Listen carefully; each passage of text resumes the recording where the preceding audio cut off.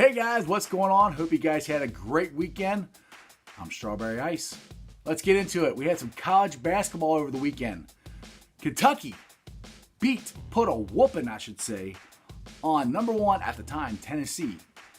They beat the Vols 86-69. Kentucky was led in scoring by none other than P.J. Washington with 23 points. Dude was the man. He was destroying people yesterday. And that kid Hero, I like him. He can shoot. Grant Williams led Tennessee in scoring with 18 points.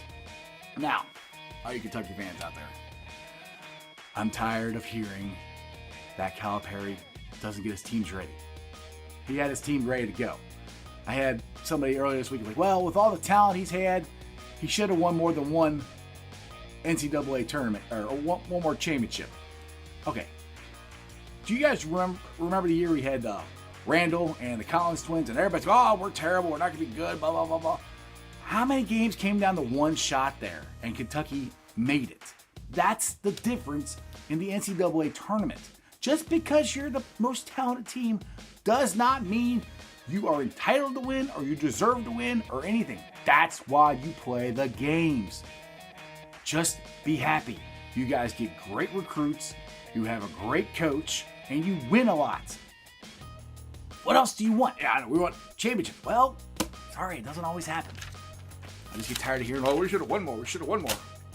You're in the Final Four almost every other year, and you've been in the finals. Sorry, you've only won one. Oh, wow. Bearcats haven't won anything since 62, 63. I wasn't even born yet. So, yeah. Speaking of my Bearcats, they put a whooping themselves on Wichita State, 72-62. Get this. Wichita State put up 71 shots. They missed 52 of them. Now, I like to say that was great defense by the Bearcats. Or if you watch the game, just terrible shooting by Wichita. Because Wichita, they hit some open shots. They just missed them. Anyway, this takes UC to 21-4 overall. They are 10-2 in the AAC. They have won 24 consecutive conference home games. Now you think, all right, that means they're going to be in the top 25. Wrong. There's no new teams in the top 25. They just moved everybody around. So, Duke's number one. Tennessee dropped down to 5 or 6, I should say, sorry. Kentucky fans, relax.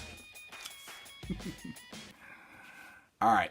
NBA All-Star game happened this weekend. Had Team LeBron defeat Team Giannis 178-64. There's no defense played in this game at all. But, I mean, it's an all-star game. It's not really there for defense. We're there to watch people dunk on each other, shoot three-pointers, make great passes, and have fun, show off your skills. And that's what they did. Hope you guys had a chance to watch it. Had the all-star game slam dunk contest Saturday night. It wasn't bad. Had Superman, the guy from the Hornets. I cannot remember his name offhand right now, but he jumped over Shaq, stuffed his arm through the rim like Vince Carter, pulled his jersey up and had Superman under there. It wasn't bad. It was all right. I still think Jordan versus Nick was better. I think that's what the NBA is missing. They need their stars to get into this. All right, NASCAR fans. Denny Hamlin won his second Daytona 500 of his career. Now, if you watched any of this race, there was crash after crash after crash. It was a crazy night. I mean, they restart the race and like 2 seconds later, 80 cars are wrecked. Maybe not 80 cars, but there's a lot of cars that were wrecked. This is kind of cool, though. Well, sad and cool at the same time. Joe Gibbs, owner of Joe Gibbs Racing, Denny Hamlin drives for him. Well, like I said, Denny Hamlin won the race, and Joe Gibbs' son passed away earlier this year. So they dedicated the race to his son, put a sticker on Denny Hamlin's race car, and it was just kind of neat that it worked out that Hamlin won the race. Hamlin is number 11. That was Joe Gibbs' son's favorite number. So, divine intervention? Maybe. It's just a really good story. I'm happy for Joe Gibbs and Joe Gibbs Racing. Okay, we have a thing I started last Monday. It's called The Best Thing in Sports of the Weekend. The best thing I saw over the weekend. Sorry, I'll get it right. It was the NBA All-Star Game. Not the game itself, the bounce pass from Steph Curry to Giannis Antetokounmpo. It was ridiculous. Bounced it right over Kevin Durant's head. They're going down the lane. Bounces it. Giannis catches it. Boom! One hand dunked it. I mean, Giannis had to stretch all the way out to get it. He bounced. It was a great pass. One of the best things I've ever seen in my life.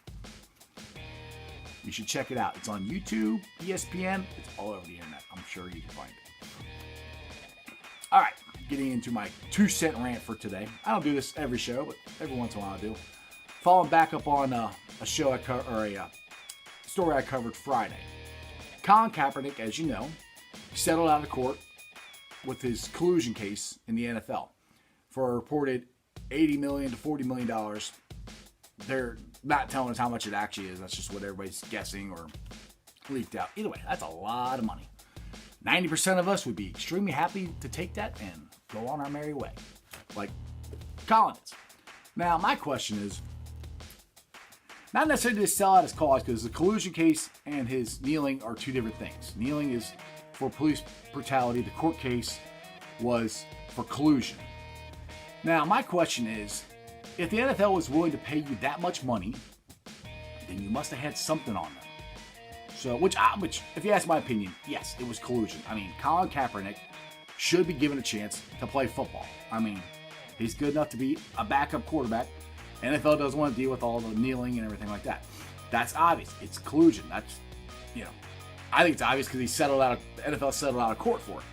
My question is, if you go and you do these commercials for Nike and you say, stand for something that will cost you everything, why didn't you follow through on this? I'm just curious because I think you had them. I mean, obviously, if you didn't, then why would they settle? I mean, I'm not sure. But that's just I would love to find out why he decided to settle. Maybe he just, $80 million too hard to turn down. I mean, that could be as simple as that. I don't know. I'm just curious because he ruined his NFL career for standing up against, or kneeling, I should say, against police brutality. This one, he actually had him, and he could have won something. He could have got more money. Right? Who knows? $80 million is a lot of money. Like I said, it's either 80 or 40, or it's a lot of money. Anyway, that's my 2-cent rant. Just curious. You guys can put your comments down below on what you think of why he did it, or why he didn't do it, or whatever. And you can tell me what's the best thing you saw this weekend in sports. And other than that, watch tomorrow's show. Like, subscribe, share. That's just sports, baby. Take it easy, guys.